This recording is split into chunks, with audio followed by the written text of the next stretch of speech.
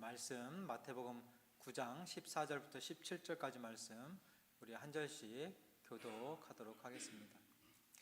그때에 요한의 제자들이 예수께 나와 이르되 우리와 바리새인들은 금식하는데 어찌하여 당신의 제자들은 금식하지 아니하나이까?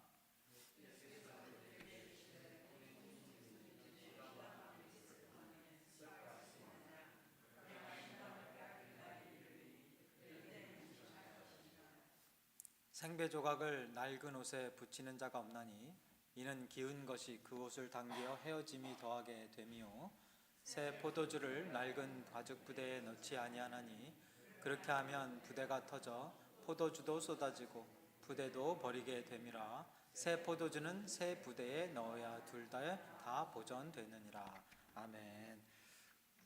새 포도주는 새 부대라는 제목으로 곽동호 목사님 나와서 말씀 전해 주시겠습니다. 목사님 물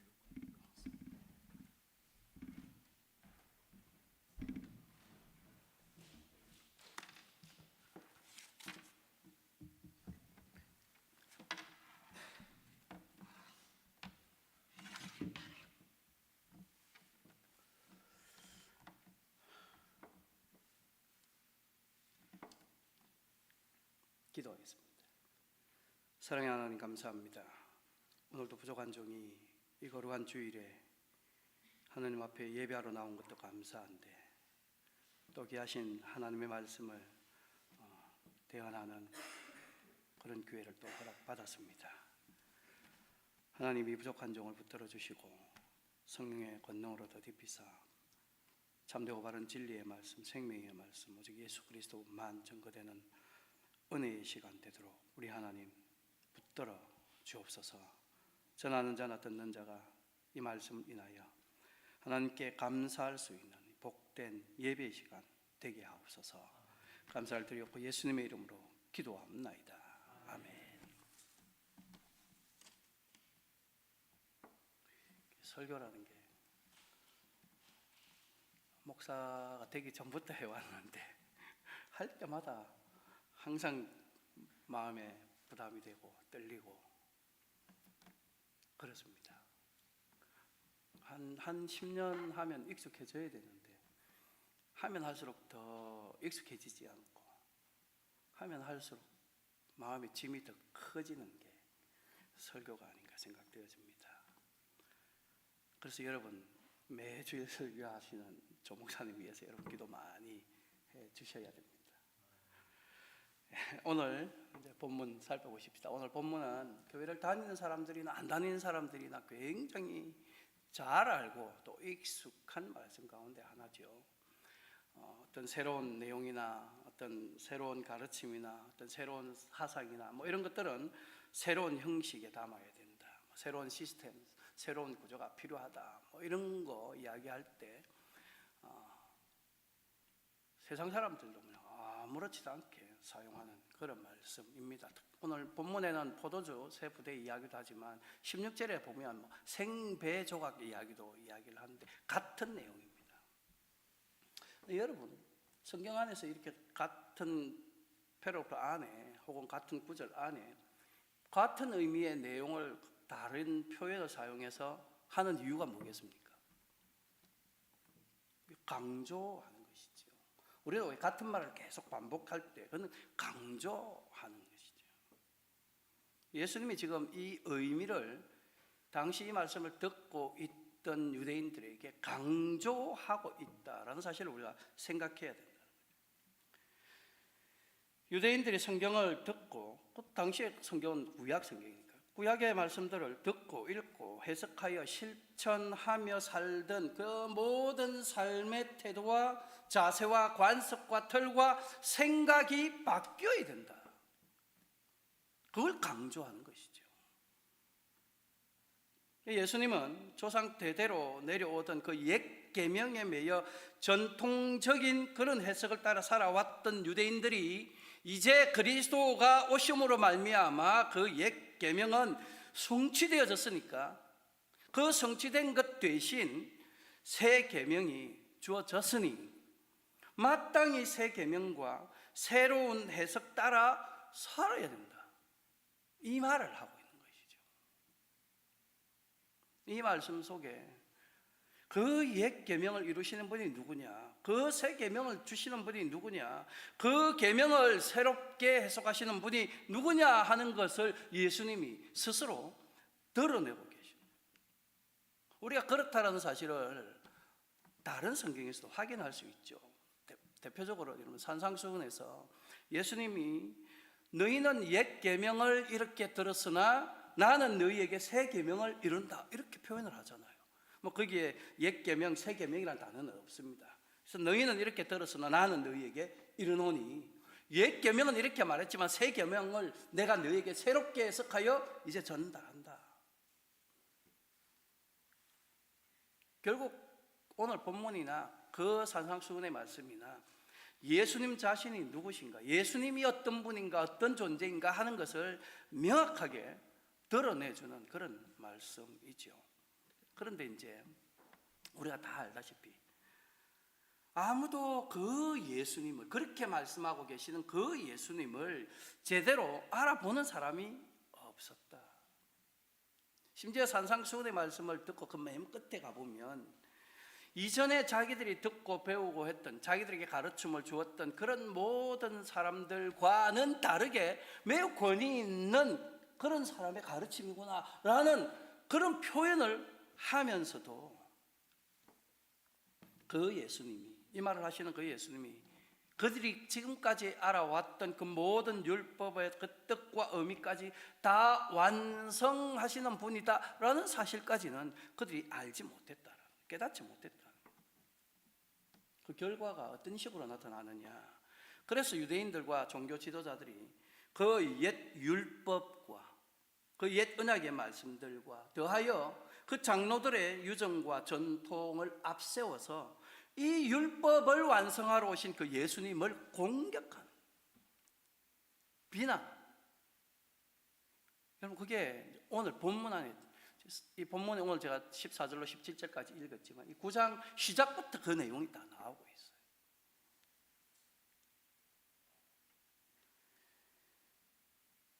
구장 1절로 8절 사이의 내용은 예수님의 중풍병자를 고쳐주는 사건이죠.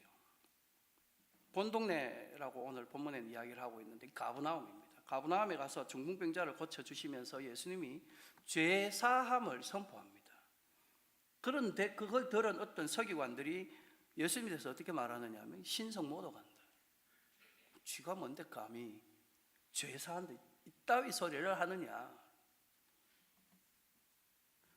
그 8절 이후에 9절부터 나오는 본문 바로 앞에까지 나오는 내용은 예수님이 세리 마태의 집에 들어가서 다른 세리들과 또 다른 죄인들과, 여기 죄인들이라고 하는 건 유대인들이 죄인이다라고 규정한 그 사람들 말하는 거죠.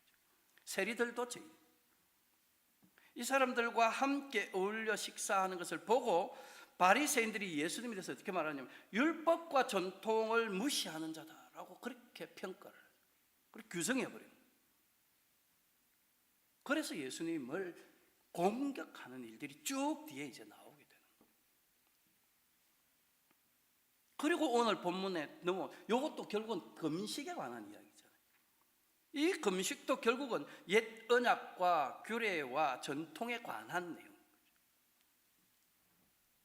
그래서 저는 오늘 우리는 이 본문에 언급되어져 있는 이 금식 이것뿐만 아니라 그 앞에서 언급하고 있는 모든 내용들까지 다 포함해서 구약의 모든 규례와 절기와 전통들조차 새 부대, 오늘 본문에서 말하고 있는 이 새 부대, 곧 새로운 해석으로 이해되어야 된다라는 사실을 함께 살펴보면서 함께 은혜 받고자 합니다.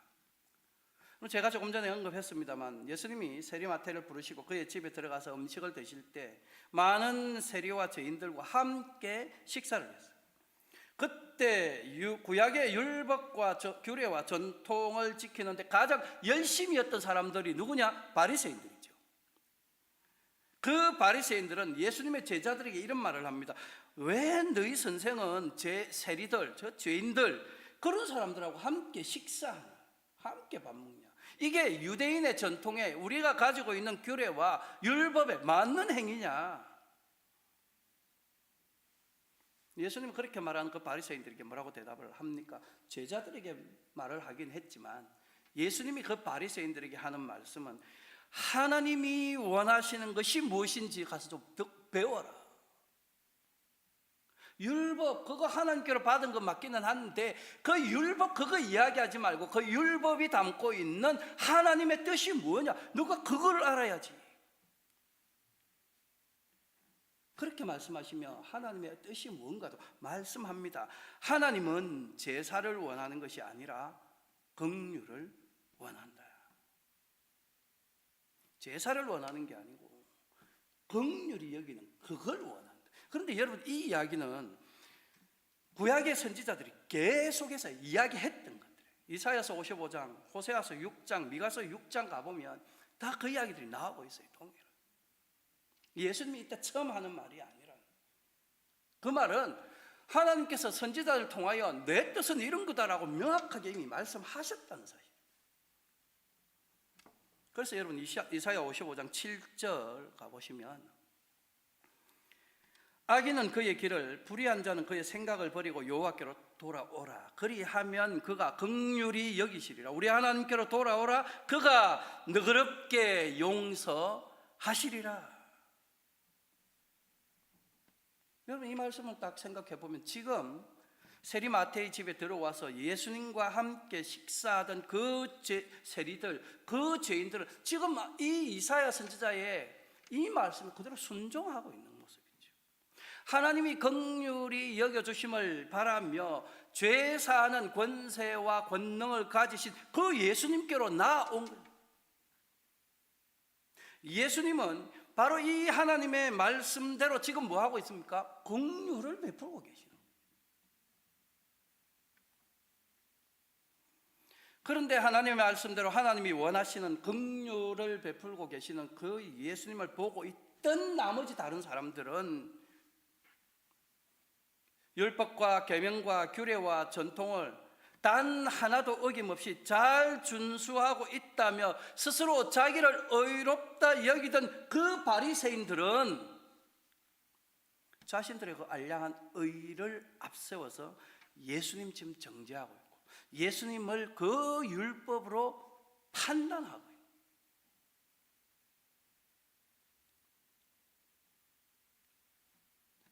물론 우리가 성경 전후를 다 살펴보면 또 그렇게 하는 그들도 살짝 이해는 됩니다. 왜냐하면 그때가 하필이면 금식일이 있는 그 기간이요. 그래서 유대인들과 바리새인들은 금식을 하고 있는데 예수님은 금식도 안 하고 함께 밥 먹은 겁니까? 금식도 안 하면서 세리들, 죄인들 불러가 같이 먹고 마시는 그게 이해 안 되는 거죠. 그런데 그들의 눈에는 어떻게 보면 정말로 율법과 규례와 전통을 무시하는 것으로 그렇게 보여지기도 했습니다. 자, 그런데 여러분 보십시오. 오늘 본문 이제 시작으로 한번 들어가 보십시오. 14절에 보시면 지금 예수님께 찾아와서 예수님이 왜 금식하지 않느냐라고 말하는 그 사람들이 누구냐? 누가 찾아왔습니까? 세례 요한의 제자들이죠. 여기서 요한은 예수님의 제자 요한 아닙니다. 세례 요한의 제자예요. 여러분 세례 요한이 어떤 사람입니까? 우리 성경 안에서 세례 요한의 직분적 개념으로 이야기를 하지만 세례 요한은 구약에 속한 마지막 선지자예요. 잘 아셔야 됩니다. 구약의 선지자들은 메시아가 오실 것이다 라고 지속적으로 예언하잖아요. 세례 요한도 와서 그 이야기를 계속 했습니다. 그리고 마침내 예언되었던 그 메시아가 오신 그분을 만나는 사람. 세례 요한은 직분상 구약에 속한 사람. 그래서 자기에게 세례 받으러 나오신 그 예수님을 향하여 보라, 세상 죄를 지고 가는 하나님의 어린 양이다.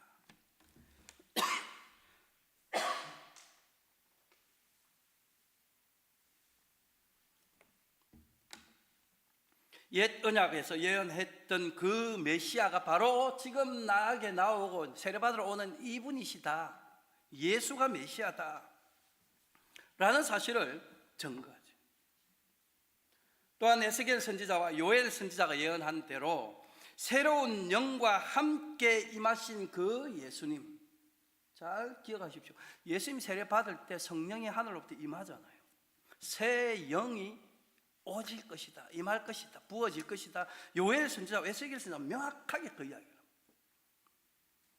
그 새 영과 함께 임하신 예수님을 통하여 새 언약의 시대가 이제 시작되었다.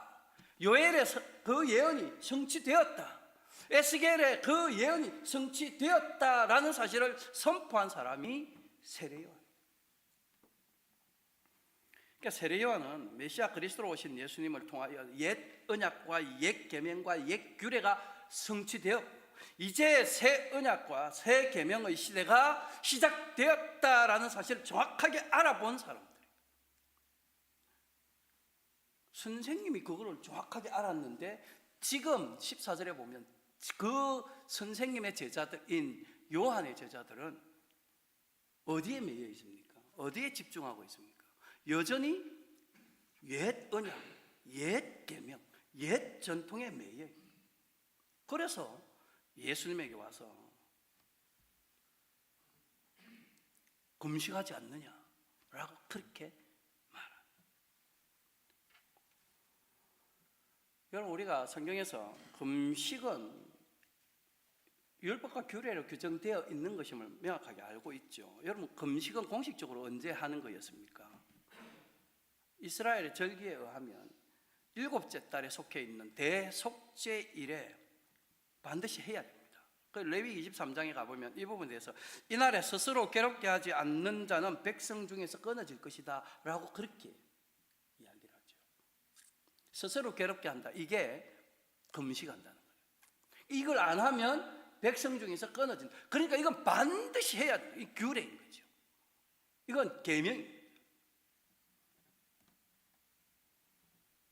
그런데 금식이 하는 게 이스라엘 백성들에게서는 이날만 있는 게 아니었어요. 바벨론 포로로 잡혀간 이후에 그들이 스스로 정한 금식의 날도 있었어요. 그게 스가랴 7장에 언급되어져 있는데 다섯째 달과 7째 달에 금식하며 애통하였다라고 그렇게 언급하고 있는데 이때 7째 달은 방금 말한 대속죄일이고요. 5째 달은 예루살렘 성전이 파괴되었던 그때를 기억하고 금식하는 그런 절기였습니다. 절기라고 말하기는 자기들이 만든 거니까. 그 어쨌든 이건 전통입니다. 스가랴서 7장에서 지금 언급되고 있는 것을 보니까 규례, 율법도 언급하고 있고 전통도 함께 지켜지고 있었다. 5째 달, 7째 달. 이것만 있는 게 아니었어요. 거기에 2개가 더 있습니다. 스가랴 8장이 언급되는데요. 4째 달과 10째 달에도 금식했다. 4째 달은 뭐냐? 시드기야 왕 11년째 되는 때에 예루살렘 성이 마침내 함락이 됩니다. 그거 나라 기억했다. 얼마나 슬픈 날입니까? 나라가 망한 날입니다. 그거 기억하고 다시는 이런 일이 생기지 않도록 금식하자 우리가. 10째 달은 뭐냐? 그 앞에 몇 년 전에 시드기야 왕 9년에 느부갓네살이 예루살렘 성을 포위합니다. 그것도 잊지 말자. 여러분, 이거 2개는 자기들이 잊지 말자고 만든 거예요. 이건 전통이에요. 그런데 스가랴서 7장과 8장에 이런 금식에 관련된 내용들이 왜 언급되고 있느냐 하면 이때는 포로로 잡혀갔다가 돌아온 때거든요. 포로로 잡혀갔다가 돌아온 이스라엘 백성들이 지금 우리가 규례로 율법으로 지키는 그 대속죄일의 금식 외에 우리 앞선 선조들이 만들어 놓았던 전통으로 지키던 이 금식, 이런 것도 우리가 지금 계속해서 지켜야 되는 거냐, 그걸 하나님께 묻는 내용. 스가랴 7장 8장 내용. 스가랴 7장 5절로 6절 말씀에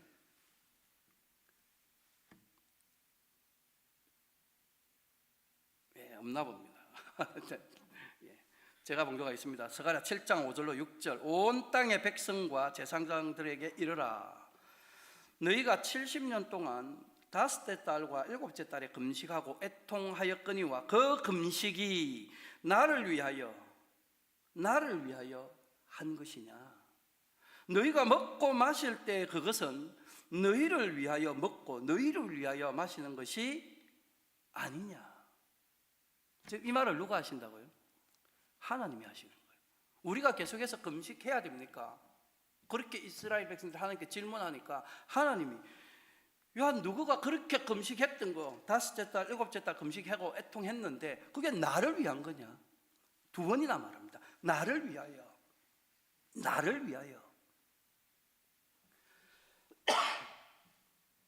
진짜 나를 위하여, 진짜 하나님을 위하여 한 게 맞냐? 누구 평소에 먹고 마시는 거 그건 너희를 위해서 한 거 아니냐?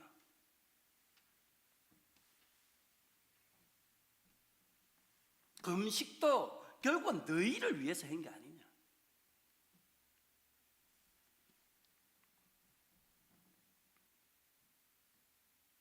금식조차도 이렇게 너희 자신을 위해서, 우리 자신을 위해서, 계명과 규례와 전통을 따라 행하는 이 금식이 우리 자신들의 유익을 위해서 한다면 그 사람이 어떤 사람? 그 사람이 하나님을 믿는 사람입니까? 그 사람이 하나님을 섬기는 사람입니까? 그 사람이 하나님을 두려워하는 사람이에요.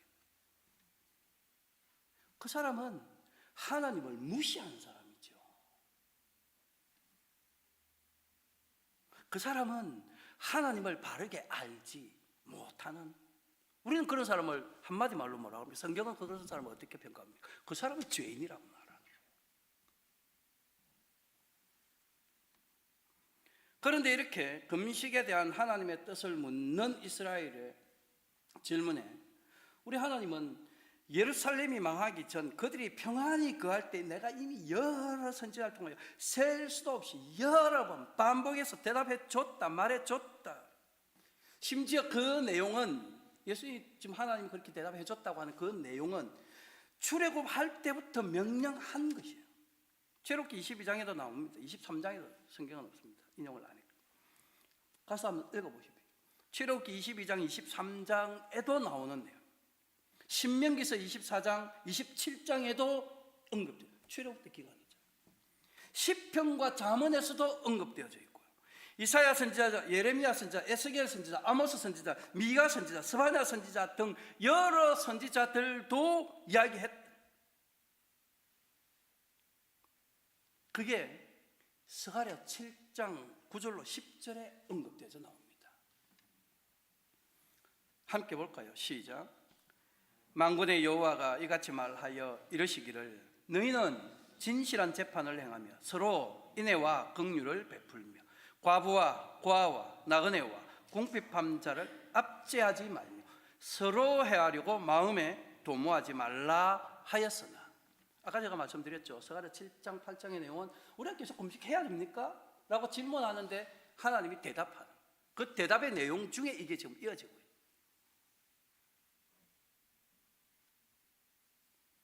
금식을 할까요? 말까요? 내가 맨날 말해줬지 않냐? 그 말한 내용이 이거.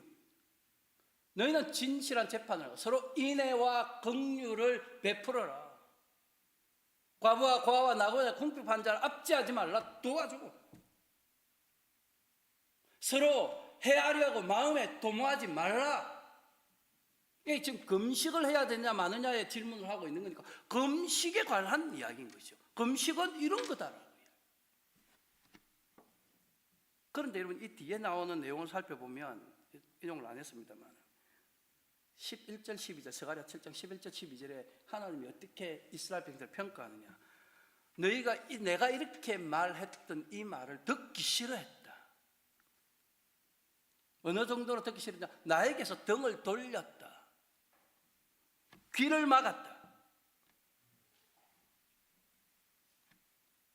거기 보면 마음을 금강석 같게 만들었다. 금강석같이 단단하게 만들었다.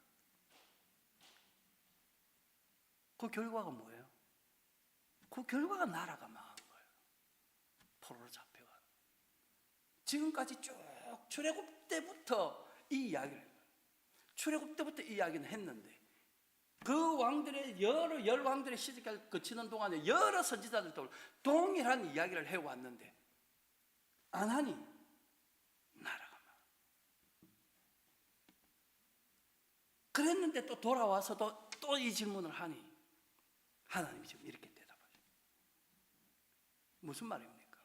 금식을 하느냐 안 하느냐, 계명을 지키면서 하느냐 아니냐, 율법대로 행하느냐 아니냐, 그게 중요한 게 아니다. 네 마음의 자세가 어떠하냐, 우리가 하나님 앞에서 지금 어떤 삶을 살고 있느냐, 어떤 자세로 살고 있느냐, 이게 더 중요하다.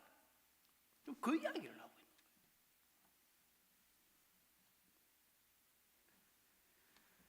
율법으로 규정된 마땅히 해야 할 의무를 그냥 때우는 식으로, 그런 식으로 하지 말라. 기도를 많이 하고 금식을 많이 하는 것, 그거 자기 좋아라고, 자기의 유익을 위해, 자기의 의로움을 드러내기 위해 하는 일이 아니다 라고 지금 우리 하나님께서 책망하고 계시죠. 여러분, 이런 엉터리 금식, 나를 위한 거예요. 나를 드러내려고 하는 거예요. 나의 신앙이 있음, 나의 의로움, 나의 경건, 이런 걸 드러내는 이런 엉터리 금식에 대한 책망이 이사야 58장 1절 5절에 기록되어 있는데, 그 뒤에 바로 이어지는 내용에 우리 하나님이 기뻐하는 금식이 어떤 건가를 언급합니다. 더 구체적으로 말씀하시죠. 이사야 58장 6절로 7절 함께 보겠습니다. 시작. 내가 기뻐하는 금식은 흉악을 결박을 풀어주며 멍에의 줄을 끌어주며 압제당하는 자를 자유하게 하며 모든 멍에를 꺾는 것이 아니겠느냐. 또 줄인 자에게 내 양식을 나누어 주며 유리하는 빈민을 집에 들이며 헐벗은 자를 보면 입히며 또 내 고륙을 피하여 스스로 숨지 아니하는 것이 아니겠느냐. 이것이다. 아니겠느냐, 아니다는 소리 아니죠. 이거다. 내가 기뻐하는 금식은 이거다.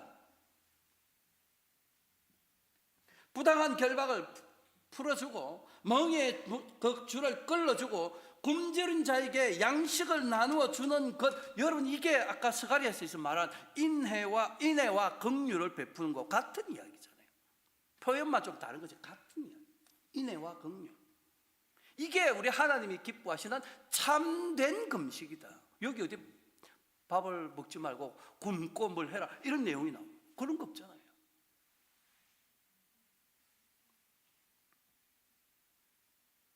이렇게 이사야 선지자를 통하여 거짓된 금식과 참된 금식이 무엇인지를 말씀하신 그 하나님께서는 스가랴 선지자를 통하여서 자기를 괴롭게 하는 이 금식의 날이 변하여 기쁨과 즐거움과 희락의 날이 될 거다 라고 선언하죠.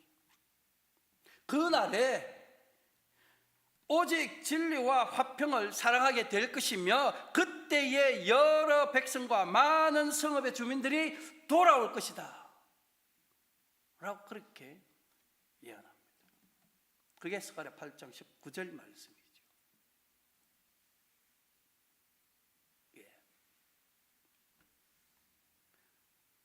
바로 이 예언의 말씀, 이렇게 예언되어졌던 그 날이 바로 오늘 본문 안에 나타나고 있잖아요. 오늘 본문 안에서 이 예언이 정확하게 성취되는 거예요. 예수님이 지금 세리와 죄인들과 함께 식사하면서 그들을 묶고 있던 죄의 결박을 풀어주는 거잖아요. 뭐 아무 이유 없이 금식하는 날에, 금식의 절기에 예수님이 세리를 만나고 죄인들을 만나고 하는 이유가 뭐겠어요? 바로 이 예언의 성취를 위해 지금 그러고 있어요. 조금 전에 보았던 그 이사야서의 말씀, 그 이사야 선지자가 선포한 그 참된 금식, 우리 하나님이 기뻐하는 금식, 그게 지금 이 장면에서 이루어지고 있는 거죠. 오늘 본문이 바로 이걸 보여주고 있죠.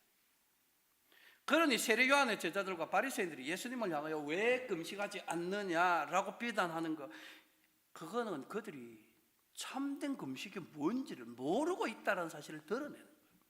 하나님이 이와 같이 명확하고 분명하게 선지자를 통해 말했는데 성경을 그렇게 연구하고 그 말씀대로 계명대로 율법대로 지키며 산다라고 주장하며 자기를 의롭다고 내세우던 그 사람들은 이 하나님의 말씀을 모르고 있는 거예요.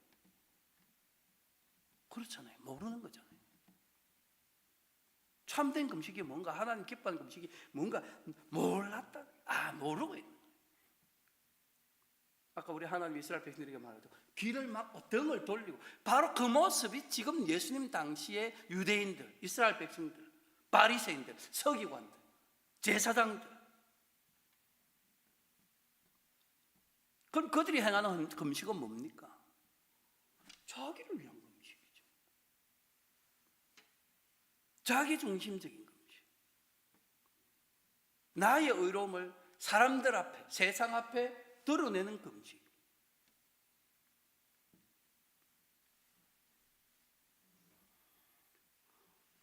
예, 예수님은 오늘 본문 15절에서 기쁨과 즐거움과 희락의 날이, 이 금식의 날이 변하여 그렇게 될 거다라고 하는 것을 오늘 본문에서는 뭐라고 언급을 하느냐? 혼인집.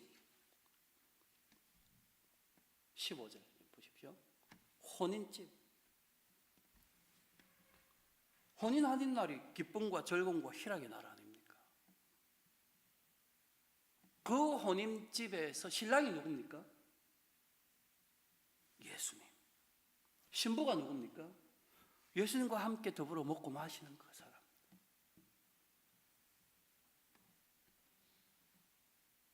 혼인집 손님들이, 그리고 신부가 신랑이신 예수님과 함께 있을 때 슬퍼하며 금식하면 됩니까? 안 됩니까? 그럴 수 없는 거죠. 그러면 안 되는 거죠.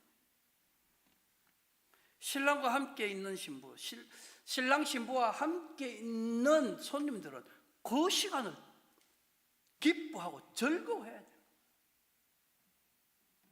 금식하면서 스스로 괴롭게 할 것이 아니라 풍성히 먹고 마시며 이 혼인의 날을 기쁨과 즐거움으로 누려야 합니다.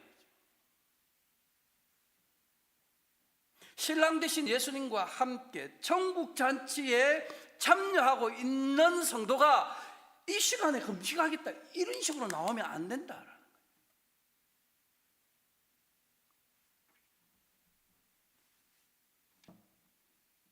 그런데 우리가 여기서 한 가지 생각해야 될 것이 있습니다.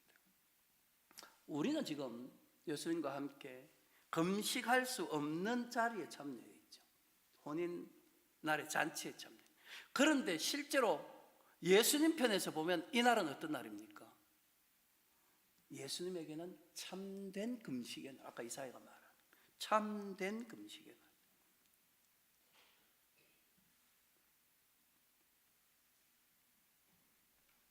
죄의 메인 자를 풀어주고 멍에와 결박에 묶인 자를 풀어주는 집 그 자리.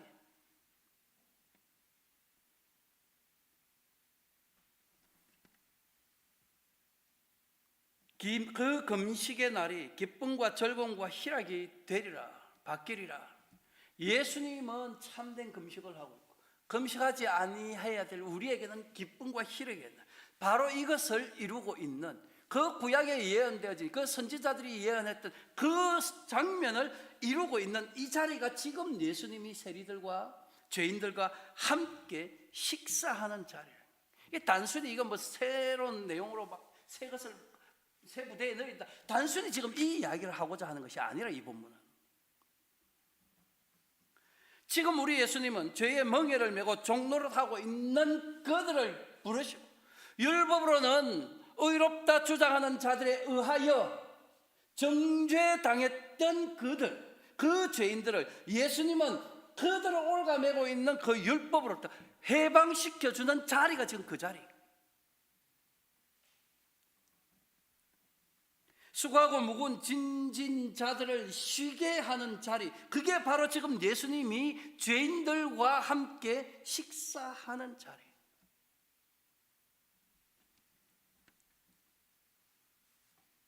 그러니 단순히 오늘 이 장면의 내용을 보고 우리가 세상 사람들이 이용하는 것, 사용하는 것처럼 새 포도주는 새 부대에 담아야 된다, 이런 말을 그냥 아무렇게 서스럼 없이 아무 생각 없이 사용할 수 있는 그런 말씀이 아니라는 거예요.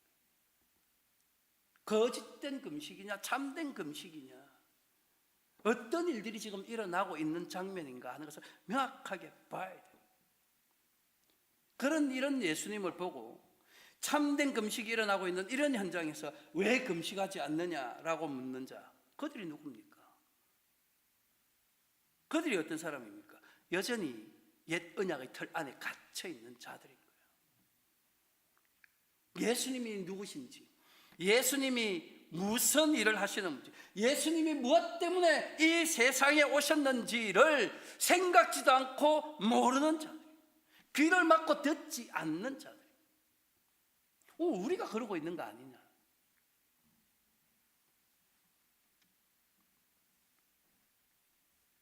메시아 그리스도로 오신 예수님을 거부하는 자가 누굽니까? 예수님을 배척하는 자가 누굽니까? 옛 계명에 매여, 옛 율법에, 옛 규례에 매여 예수님을 판단하고 정죄하는 자, 비난하는 자, 예수님이 참된 금식을 행하고 있는 것을 보면서도 알아보지 못하여 왜 금식하지 않느냐라고 비난하는 자. 그러니 그들은 새 포도주로 오신 예수님을 옛 언약, 낡은 부대에 넣으려 하는 자들이 그렇게 드러나는 거예요. 성경은 지금 그들을 그렇게 드러내고 있는 것이. 율법을 완성하시는 분이 예수님인데 오히려 율법적인 해석과 전통으로 예수님을 정죄하니 여러분, 그들이 바로 저주받는 죄인으로 드러날 수밖에 없는 거죠. 그래서 예수님이 나중에 마태복음 후반부에 가면 그들을 어떻게 책망합니까? 화 있을진저, 회칠한 무덤, 독사의 자식들. 뭐 예수님 그렇게까지, 요즘식으로 하면 애들이 한 욕 아닙니까? 그게 욕. 뭘 그렇게까지 비난하고 욕하는, 이랬기 때문에 그런 거예요.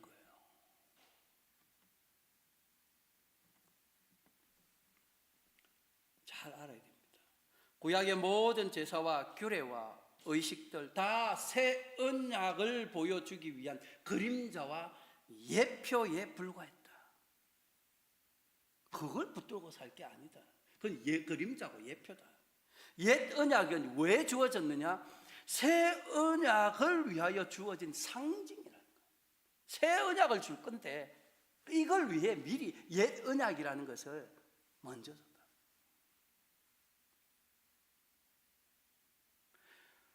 우리 예수님이 오심으로 새 언약 시대가 열렸죠. 명확합니다. 그림자와 예표와 상징의 실체이신 예수님이 오셨어요. 히브리서 정확하게 그렇게 표현합니다. 그러니 새 포도주는 새 부대에 담겨야 한다는 말이 이렇게 사용되어져야 되는 거예요. 구약의 모든 율법과 규례와 절기가 십자가에서 예수님의 살과 피로 완성되었으니 이제 옛 언약과 옛 규례와 옛 절기들은 전부 십자가를 통하여 새 언약으로 재해석되어져야 되는 거예요. 다 그렇게 이해되어져야 되는 거예요.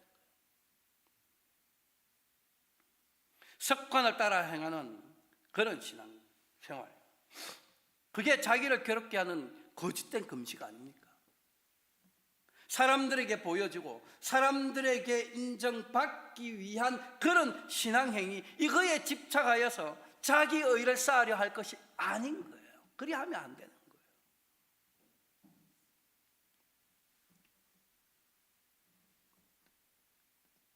제가 만나본 목사님 중에 명함을 주시는데, 명함은 자기 이름과 자기가 어떤 지금 사람인가를 보여주는 주로 그런 거잖아요. 그 뒤에 뭐가 적혀 있는 거로 금식 40일 금식 몇 회 이런 게 적혀요. 그걸 명함에 왜 적는지 나는 이해가 안 됩니다. 그런 분이 목사인 게 부끄럽습니다. 사람에게 보이고 사람에게 인정받고자 해서 그걸 말로 하기는 그러니까 써가지고 나눠서.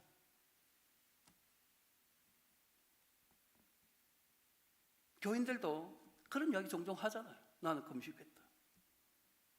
40일 금식기도, 10일 금식기도, 20일, 2주 금식기도 그런 거 했다. 심심찮게 우리가 말하. 말하는 자체가 벌써 이미 내 의를 쌓기 위해서 했다라는 것을 드러내는 것이죠. 그래서 우리는 이런 것에 집착하면 안 된다. 도리어 우리는 예수님이 이루신 의, 내 의를 쌓을 게 아니라 예수님이 이루신 그 의를 받아 누리기 위해 예수님이 마련한 그 잔치에 예수님과 함께 참여해야 되는 거예요. 이게 새 언약이고 그게 새 규례예요. 자기의 유익을 위하여 자기의 의로움을 내세우거나 자랑하기 위하여 옛 언약의 그 규례와 전통과 계명을 행할 것이 아니라 십자가로 구원의 의를 이루신 그 예수님과 더불어 먹고 마시는 그 혼인잔치에 기쁨과 희락으로 즐거움으로 참여해야 되는 거예요. 바로 이것이 예수님 이후를 살아가는 성도들의 삶의 모습이어야 하는 겁니다. 저와 여러분은 지금 잔치에 참여하고 있다. 저와 여러분들이 바로 그 예수님이 베푸신 잔치, 참된 금식이에요. 그게 이사야 표현에 의하면 그 잔치에 참여하는 게 참된 금식인데 거기에 오늘 우리가 초대받았다. 지금 세리와 죄인들처럼 예수님이 베푸신 그 천국 혼인잔치에 우리가 초대되어 있다. 그게 바로 이 예배의 현장인 거예요. 우리가 예배하고 있는 이 순간, 이 시간이 바로 그 천국 잔치를 경험하는 시간이에요. 그러므로 이 예배로 부름받아 나온 우리가 다 새 언약의 백성들인 거예요. 옛 언약의 메인 백성이 아니라 새 언약의 메인 백성들이며 신약 성경은 그들을 천국 백성이다라고 그렇게 말을 해요. 금식의 날이 변하여 기쁨과 즐거움과 희락의 날을 이미 맞이한 그리스도의 신부, 그들이 누굽니까? 바울은 우리를 그리스도의 신부라고 말하잖아요. 바로 이 예배가 지금 그 장소인 거예요. 신랑이신 예수님과 더불어 함께 먹고 마시며 기뻐하는 신부 우리들이에요. 여러분, 예수님이 십자가에서 살찌시고 피 흘려 이루신 게 뭐냐? 바로 이것이에요. 이거를 알아요. 이거를 기억하고 이거를 생각하며 살아가야 된다. 그러므로 새 언약의 백성인 우리들은 우리 주님 다시 오시는 그날까지 그의 죽으심과 부활로 이루신 이 천국을, 이 기쁨의 날을, 이 예배를 통하여 누리며 그 천국을, 그 기쁨을 우리의 삶으로 세상에 보여줘야 되는 거예요. 우리가 이렇게 변하다, 우리가 이런 사람이야, 우리가 이렇게 바뀐 사람들이야, 우리는 아직까지 막 금식하며 이렇게 매달려 살아가는 게 아니고 그건 끝났고 우리는 예수님과 더불어 잔치하는 자들이야.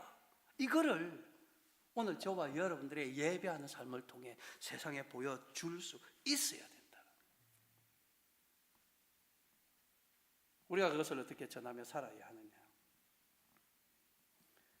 사도 바울은 에베소서에서 옛 사람은 점점 벗어버리는 대신 새 사람을 입으라고 그렇게 이야기합니다. 그리고 데살로니가 전서 5장에 가보면 항상 기쁨과 즐거움과 희락이 넘치는 삶을 살아라 그렇게 이야기해요. 그래서 항상 기뻐하라 그래놓고 뒤에 뭐라고 덧붙입니까? 하나님의 뜻이다 라고 이야기해요.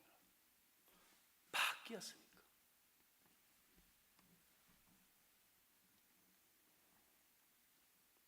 그러므로 천국 혼인잔치에 참여한 자답게 천국의 삶을 오늘 이 땅에서 사는 자들답게 우리의 구원이 되시는 예수님과 하나 된 삶을 우리가 기쁨으로 살고 있으면 되는 거예요.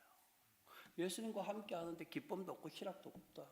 잔치에 참여하지 않은 사람. 그러니 잔치에 참여한 자들이라면 우리 예수님처럼 인애와 긍휼을 베풀며 살아야 돼요. 이사야서 제가 이야기했죠. 죄악의 결박에 묶여 있는 자들과 압제당하는 자들에게는 자유를 주라. 어떤 자유를 주겠어요? 우리가 복음으로 말미암는 자유를 주면 되는 거예요. 복음이 자유를 주는 거니까. 진리 안에서 자유한다잖아요. 진리가 우리를 자유케 한다잖아요. 복음을 그들에게 주는 것이 자유를 선포하는, 영적으로 줄인 자들에게 생명의 양식과 떡이신 예수님을 나누어 줍니다. 의에 대하여 헐벗은 자, 아까 헐벗은 자들 입히라고 하죠. 의에 대하여 헐벗은 자들은 거룩한 세마포 오신 우리 예수님을 입을 것 옷으로 나누어 주면 돼요. 그렇게 더불어 우리가 다 함께 천국 혼인잔치에 참여합니다. 이 혼인잔치의 자리인 예배당에 예배하러 함께 모이면 돼요. 자기 의롭과 유익을 위하여 금식하며 겨려워할 것이 아니라 예수님과 함께 먹고 마시고 우리의 영원한 생명의 양식이시며 하늘로부터 내리는 생명의 떡이신 예수님을 먹고 마시며, 이게 뭡니까? 이게 성찬 시간입니까? 예수님을 먹고 마시는 거. 저는 개인적으로 성찬식 자주 해야 된다고 봅니다. 이렇게 성찬을 행하며 예수 그리스도를 통하여 우리에게 이루어진, 성취된 이 구원의 복을 풍성히 누리면 되는 거예요. 바울 사도는 이것을 에베소서에서 하나님의 아들을 믿는 것과 아는 일에 하나가 되어 온전한 사람을 이루는 것으로 그렇게 말합니다.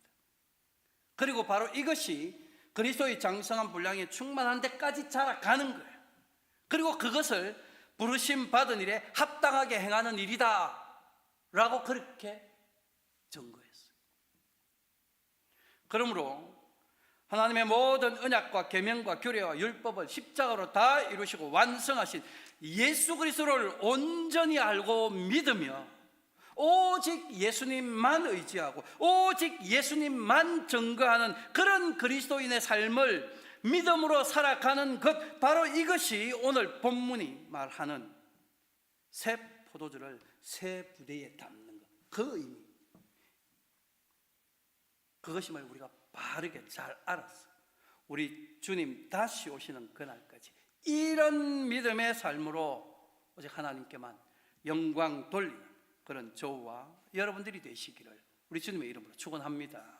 또한 하나님께서 그런 저와 여러분들에게 새 시대가 시작되었음을 알리는 정표로 임하신 성령으로 늘 충만하게 하사 천국 혼인잔치에서 예수님과 함께 영원히 먹고 마시는 그 영광에 이르기까지 우리 믿음을 굳게 지켜주시고 우리 믿음의 삶을 항상 인도해 주시기를 간절히 소망합니다.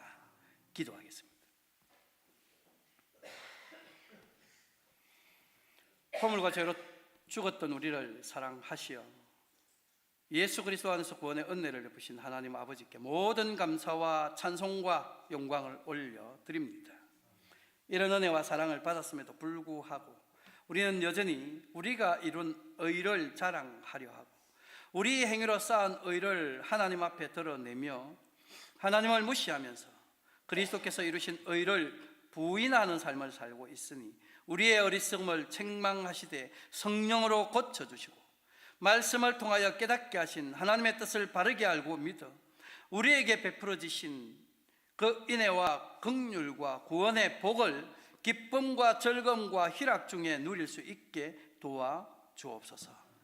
세리들과 죄인들이 예수님과 더불어 함께 먹고 마셨던 것처럼 우리도 예수님과 더불어 천국 잔치의 자리에 앉아서 영원한 생수와 생명의 떡을 풍성히 먹고 마시는 복을 날마다 누리게 하옵소서. 이런 복된 천국 현실을 매일 우리의 삶에서 경험하게 하심으로 우리가 예수님과 하나 되어 온전한 천국 백성 되었음이 세상에 증거되게 하옵소서. 이로써 예수님이 어떤 분이신지를 세상이 깨닫고 예수님이 이루신 일이 무엇인지를 깨달아 세상이 예수님의 이름을 높이며 하나님께 영광 돌리는 큰 역사가 일어나게 하실 때 바인교회와 성도들이 이 영광스러운 일에 귀히 쓰임받게 하옵소서. 지금도 성령으로 우리 가운데 거하시며 날마다 우리에게 믿음 더하시며 천국 혼인잔치에서 우리와 더불어 먹고 마시기를 기다리고 계시는 우리 구주 예수 그리스도 이름으로 기도하옵나이다. 아멘.